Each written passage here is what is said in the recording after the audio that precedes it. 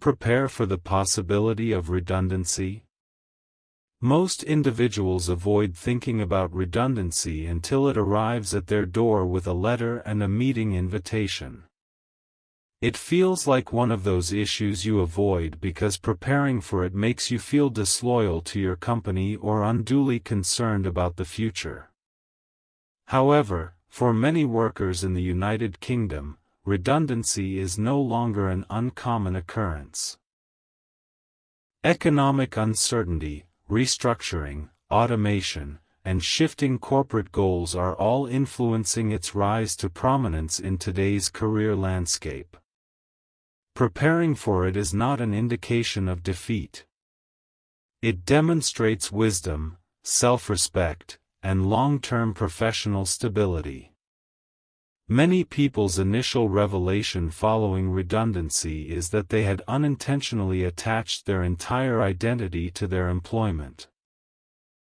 The job title, the routine, the colleagues, the direct deposit every month, and the feeling of being needed at a workplace. When these disappear suddenly, you feel stripped of something bigger than employment. Preparing for redundancy is partly about protecting yourself from that emotional shock. You do it by constantly feeding your skills, expanding your network, and keeping your mind aware that your value does not end where your contract ends. You become harder to unsettle because you've already built a life that does not rely on one employer for meaning.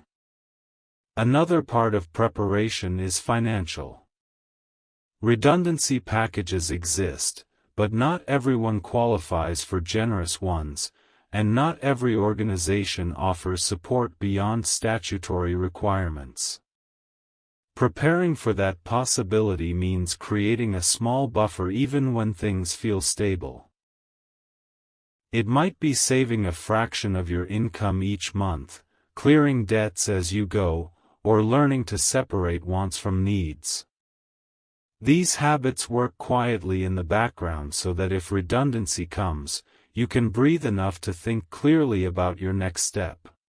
The professional side of preparation involves upgrading yourself before anyone forces you to. It means taking courses even when your job feels stable, learning new tools in your industry, maintaining an updated CV, polishing your LinkedIn profile, and actually using it. Too many workers update their profiles only when something goes wrong.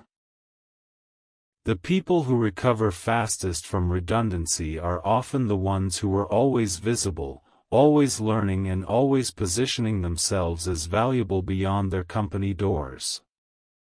Another method to prepare is to learn about your industry and organization.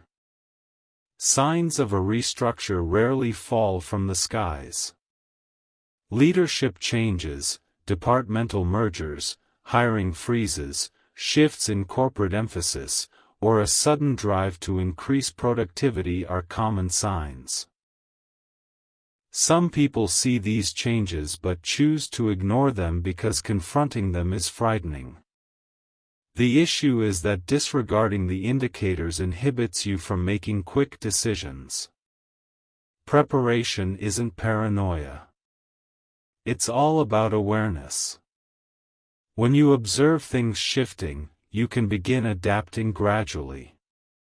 Perhaps you reconsider your career goals. Perhaps you apply for internal positions. Perhaps you start exploring alternative companies. Preparing for redundancy also involves strengthening your mental resilience. Losing a job is not easy. It stings your pride and shakes your confidence even when you know it wasn't personal. People rarely talk about the emotional recovery required, but it is the part that determines how quickly you rise again. If you've spent time nurturing your mindset, building healthy habits, practicing gratitude, praying, journaling, checking in with yourself, and understanding your strengths, you recover faster. You remind yourself that your career cannot end in one office.